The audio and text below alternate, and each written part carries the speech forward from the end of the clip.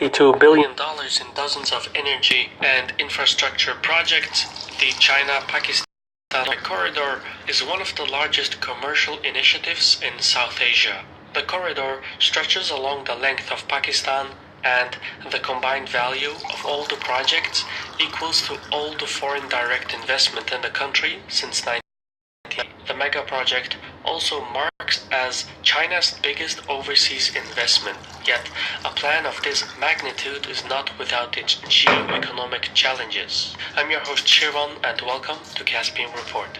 Short for the China-Pakistan Economic Corridor, the CPEC has two arms that consist of a network of roads, bridges, pipelines, and railways that will run from China's westernmost city of Kashgar to each of Pakistan's major cities before connecting to the deep water ports at Gwadar and Karachi by the Arabian Sea.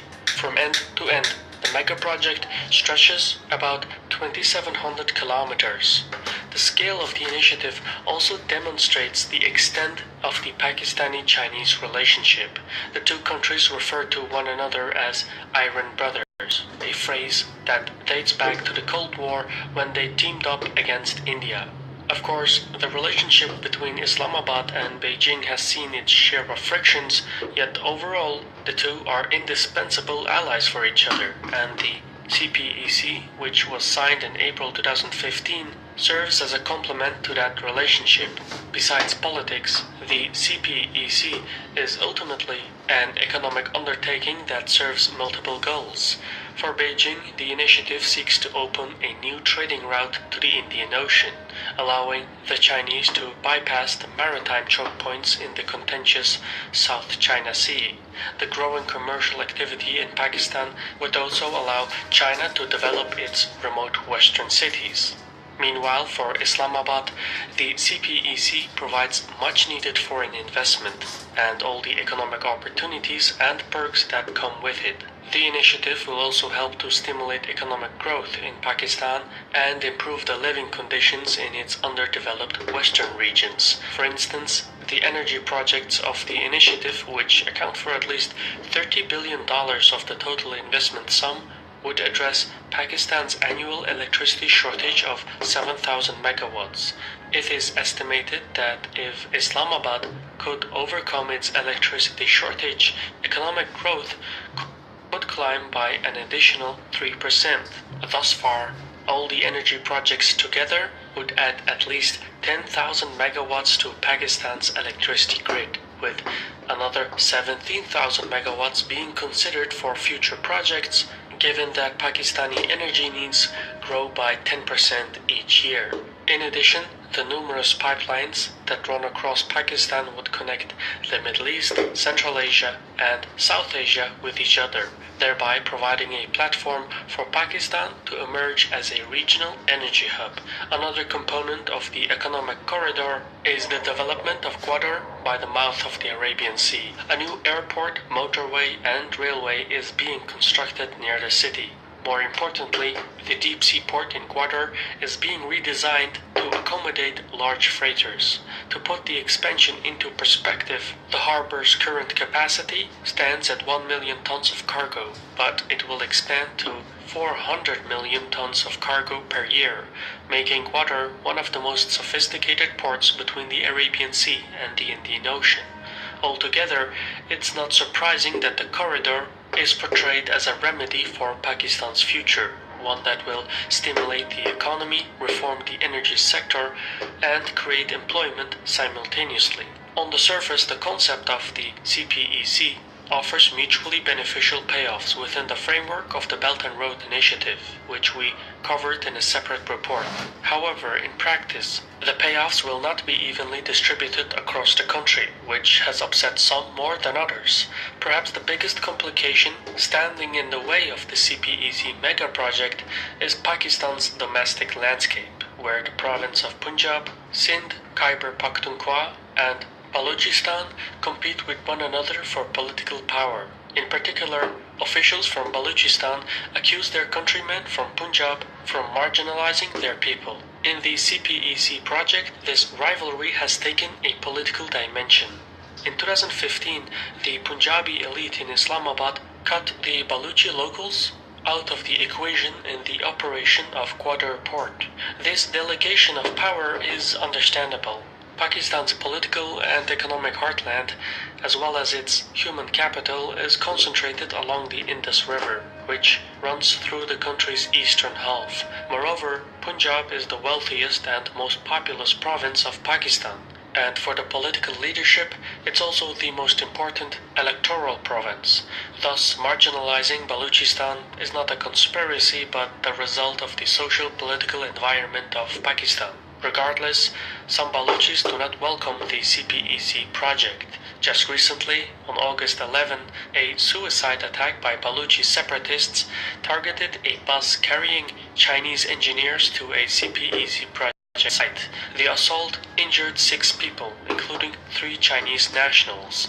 Similar attacks have occurred in the past. In fact, from 2014 to 2016, Baluchi militants killed 44 Cpec Pakistani workers. What's different now is that the Baluchi separatists have started to target Chinese engineers. An estimated 40,000 to 70,000 Chinese nationals work in Pakistan's toughest areas, such as Kashmir, Khyber Pakhtunkhwa, and Balochistan. Up until now, Islamabad provided about 15,000 soldiers and paramilitary forces to protect Cpec workers, has largely kept the situation in check. However, as the local militants in Pakistan start to target Chinese engineers, the security risks are likely to worsen, which will upset Beijing. Already, the Chinese leadership has hinted that it's ready to take a more direct role in security, like in Africa, where Chinese troops are deployed to protect Chinese workers. Thus far, Pakistan remains responsible for the security in its own territory, but as militants increase their attacks on Chinese nationals, calls for Chinese deployment in Pakistan will increase in Beijing. This will strain the political process underneath the surface. Another pitfall of the initiative is finances. Previously, in 2013, the Cpec was valued at $6 billion. Today, that amount has surged to $62 billion.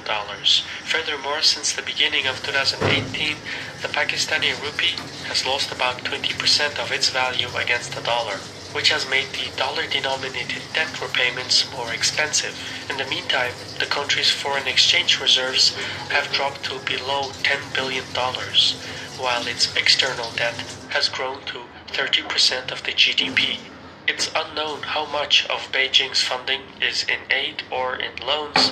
That information is kept deliberately obscure.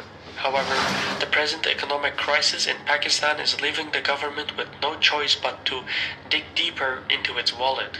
And now, the Pakistani government is seeking to acquire a $9 to $14 billion bailout from the IMF. Having said that, policymakers in Washington oppose using IMF funds to repay Chinese loans unless Pakistan opens the books on the Cpec project.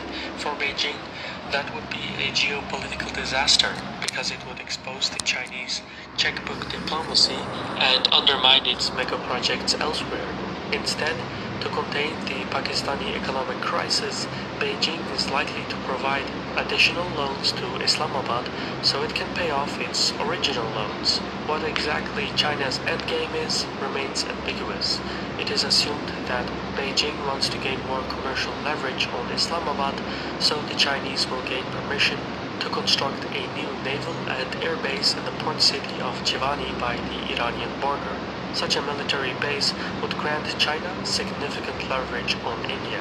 Whether this is true or not remains guesswork at this point, and although the completion of the Cpec project will stimulate economic growth in Pakistan, the government in Islamabad must make sure they don't become too indebted to Beijing. Beyond this, if Pakistan is truly to reap the benefits of the mega project, the state must crack down on corruption, strengthen civilian institutions, and maintain political stability. At the same time, the Pakistanis will need to address the growing security needs that revolve around the economic corridor. one way to deal with the Baluchi grievances is by including them in the decision-making process. Still, even with these geo-economic pitfalls for the Iron Brothers, the scale of the China-Pakistan economic corridor is too big to fail. Thus, for Beijing and Islamabad, the benefits of the economic venture outweigh the risks. I've been your host Shirvan from Caspian Report. Credit goes to our community on Patreon.